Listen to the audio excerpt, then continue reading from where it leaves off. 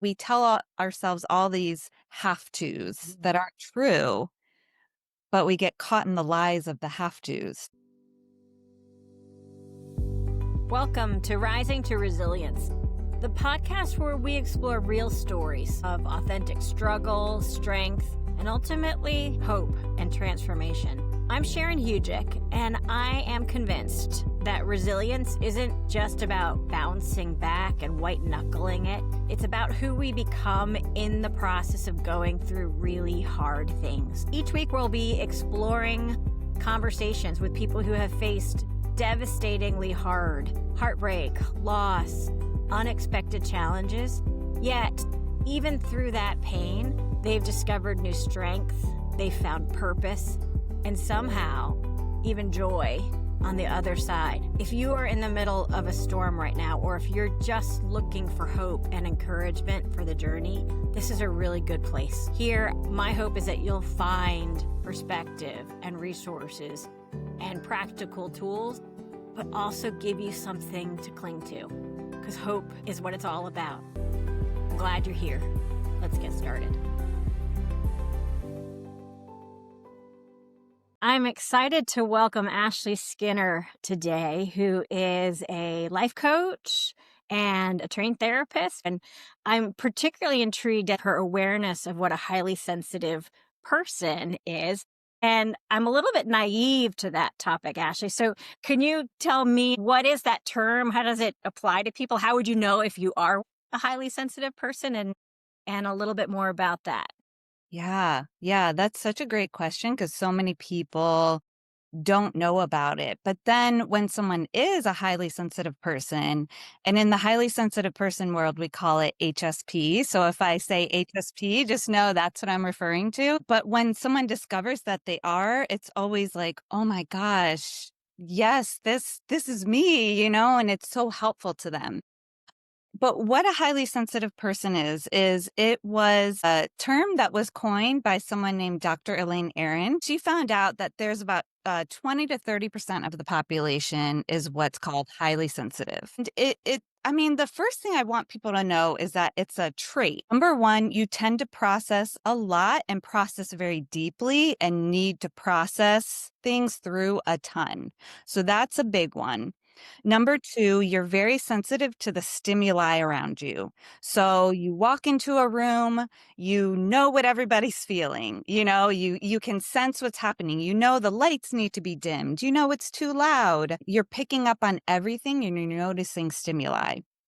And then the other thing is that you're very empathetic. So again, I always tell my HSPs, you're porous. Like you're taking in all the feelings of everyone around you. And so it just causes people to be very sensitive to the world. 20 to 30% is not a small portion of our society. So I would imagine everybody knows, lives with, works with, interacts with somebody who might be HSP and not Yes. even realize. Is it a new thing that people wouldn't have necessarily learned about themselves? Like, is it commonly understood? I think it's becoming more commonly understood because a lot of people who are HSPs feel that they're weird. They feel like something's wrong with them. They're told you're too sensitive, so they feel shameful about being sensitive. So there's a lot of people advocating for it. So it's more known, but probably Yeah. not yet. That's really good to know. I'm glad we started there because it gives me a little bit of a framework to start to hear about your story. And if you don't mind, can you give us a background? Like, you're a therapist. Is that always something that you aspire to do? Yeah. Oh my gosh. No, I did not always think I would be a therapist. If anything, I would have been like, not me, I could never, right? Other people could, but I couldn't. So when I was pregnant with my son, I was working from home. This is 13 years ago. I was working from home, had a good job with a family business. And when I had him, I really wanted to also be able to be home with him, right? Be with him. So I decided that I was going to work and take care of him all at the same time. Easy peasy, right? You don't know what you don't know.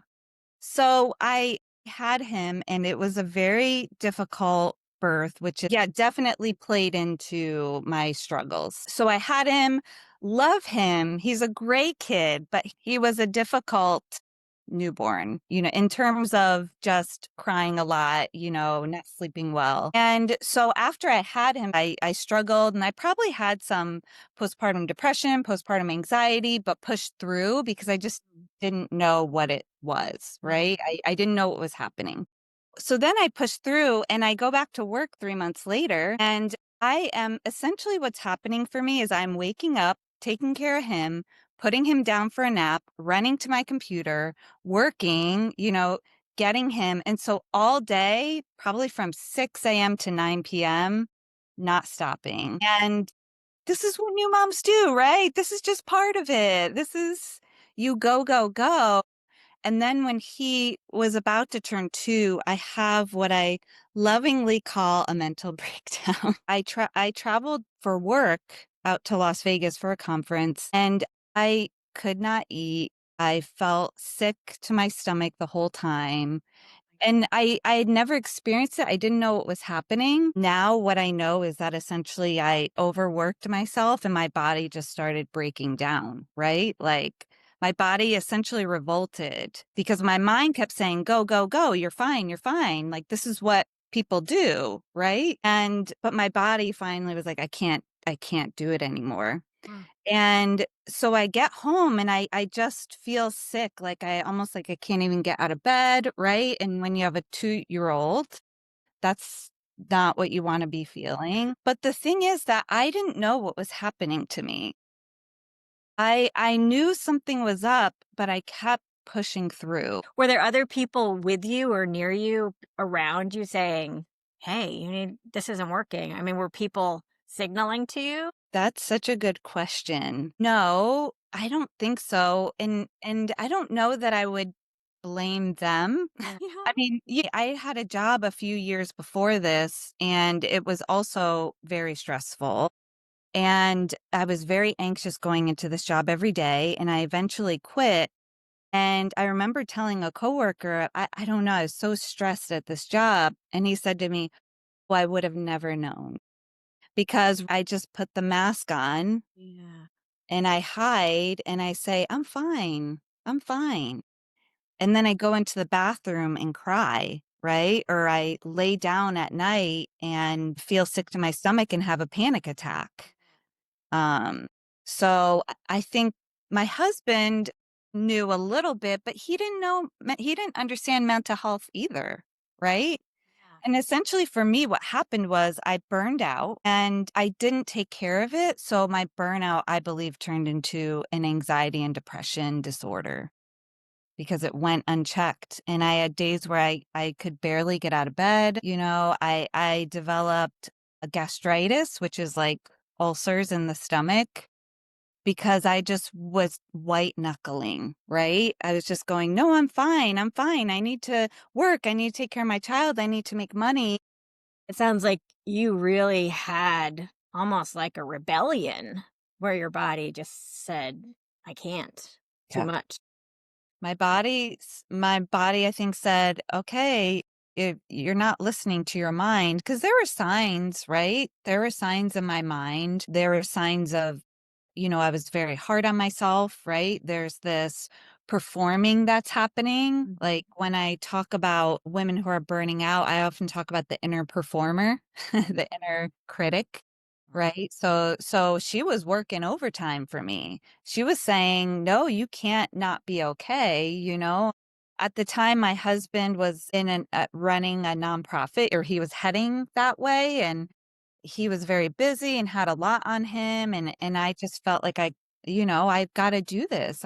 I've got my son and we need the money, so I have to keep working, right? We tell ourselves all these have tos that Mhm. aren't true, but we get caught in the lies of the have tos.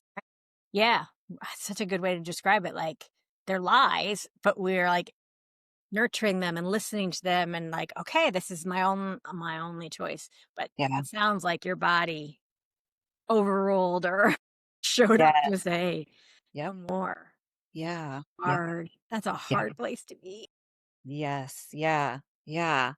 So finally, when my body yelled at me long enough, Yep. Yep. it said, "I'm gonna make you listen to me."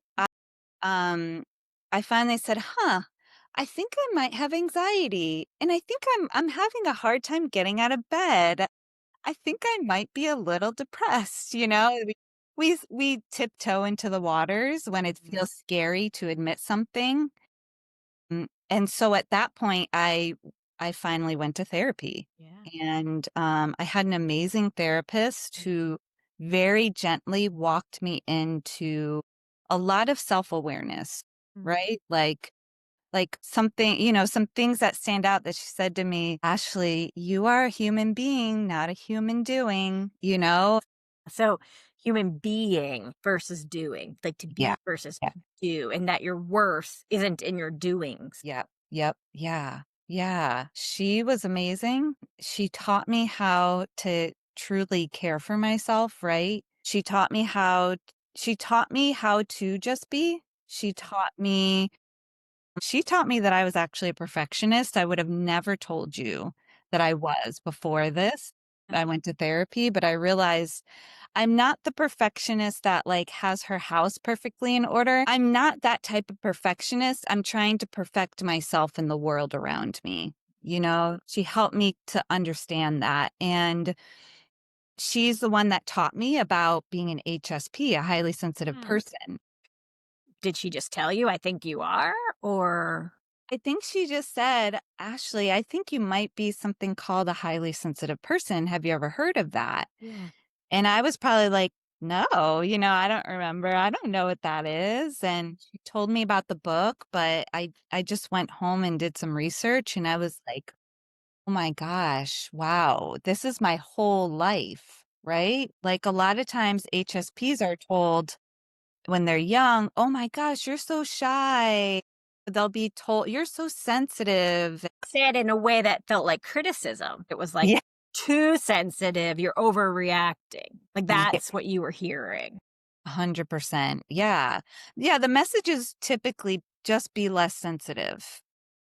When you're talking about where does the resilience come in, right? Where does that piece come in this, right? I go to therapy, and for me, the resilience comes through self-awareness, number one, in general. Like, I was hoping to get married, work, have a kid, and go on cruise control the rest of my life, right? Like, I was like, "Oh, it'll be smooth sailing from there." And Yeah. I wanted comfort, I wanted ease, but I was doing it through these like very perfectionistic standards, and I burnt myself out through that. And so she helped me with self-awareness, with acceptance of life on life's terms, so to speak. Like, life is hard, it's not perfect, and the self-awareness of being an HSP now. Yeah. I also feel like when we can name it and understand it, we can, I don't know, almost talk about it more factually rather than like constantly evaluating, right? Like as a sensitive person, I was always evaluating, is this bad? Is this good? But it can just be what it is. I'm sensitive. It is what it is. I always tell my clients number one step is naming, Mm. because you can't change something that you don't know Yeah.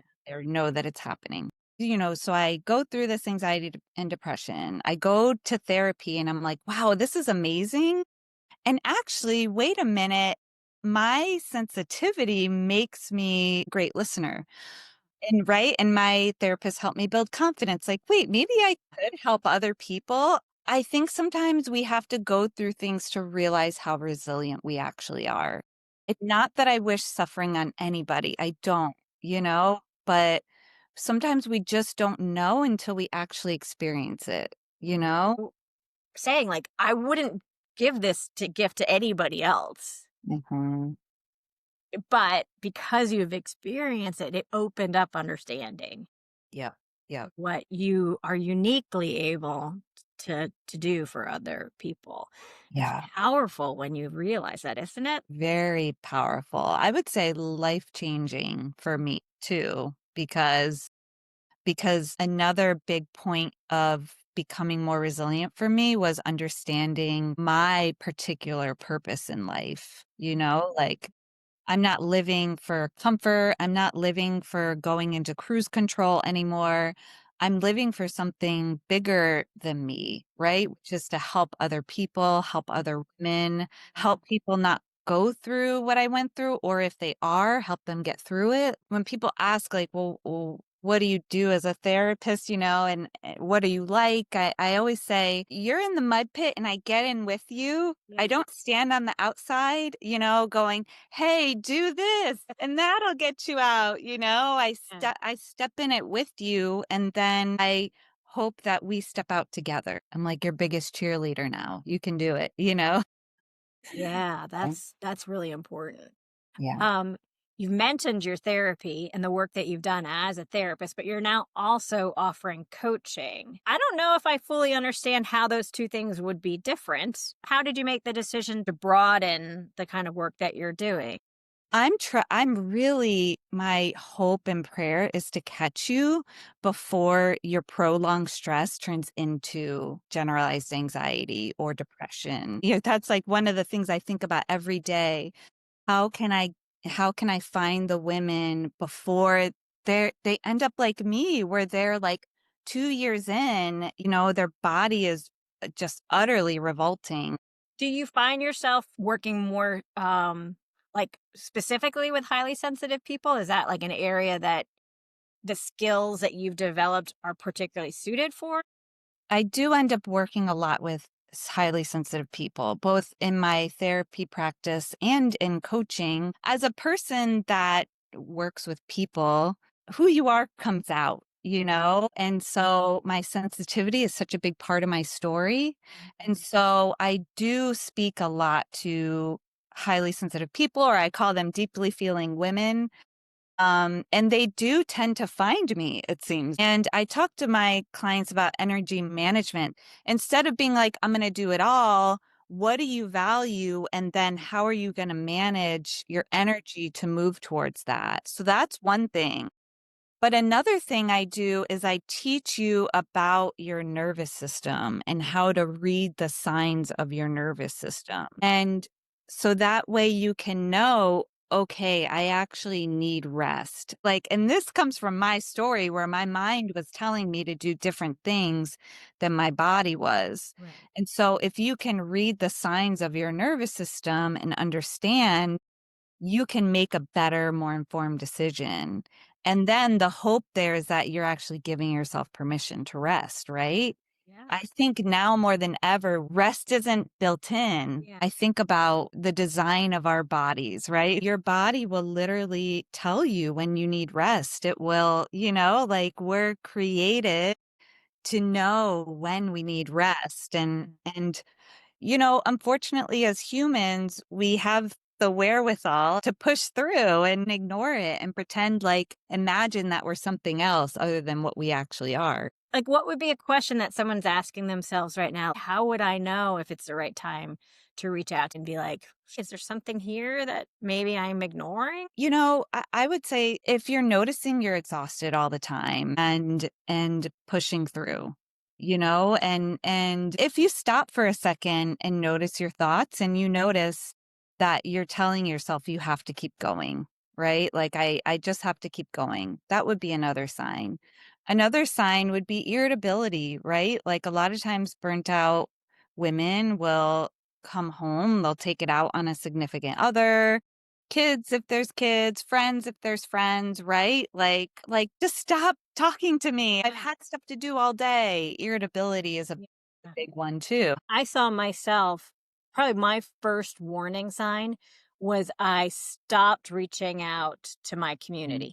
I literally can almost remember like pushing that away, Mm, which was like this dumbest thing to do because I needed those people. Like I needed them more than I ever realized. But I hit a certain point where I was like, I can't handle friends right now. yeah. I can't handle relationships right now. That was probably the first thing I can reflect back on where I should have been like, well, that's not healthy. If you find yourself in that situation where you're like Yep. avoiding like the Yep. healthy things,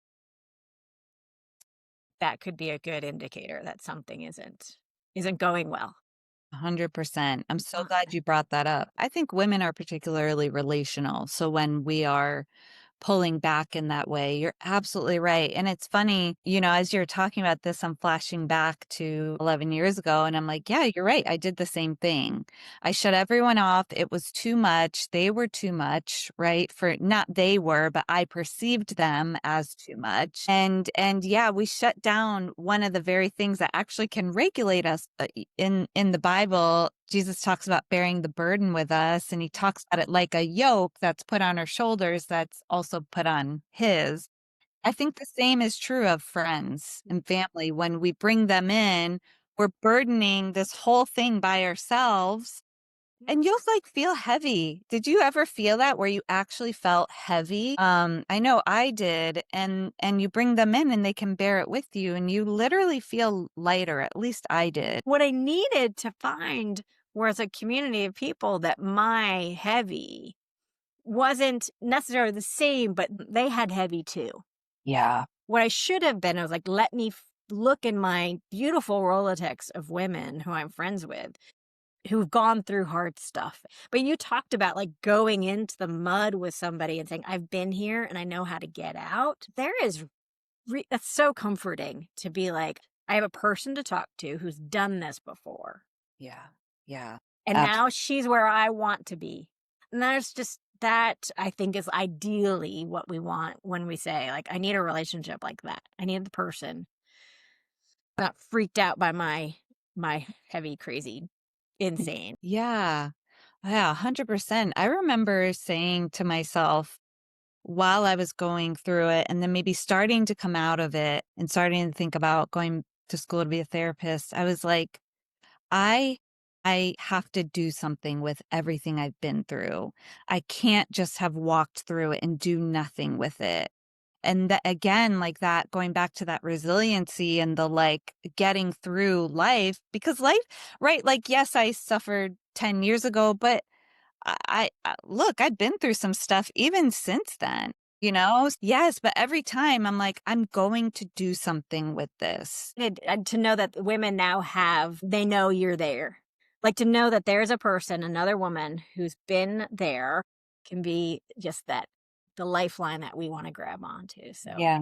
I've Thank really enjoyed our conversation, Ashley. It's a pleasure to talk with you and learn about your story. And I'm grateful that you shared it with me today.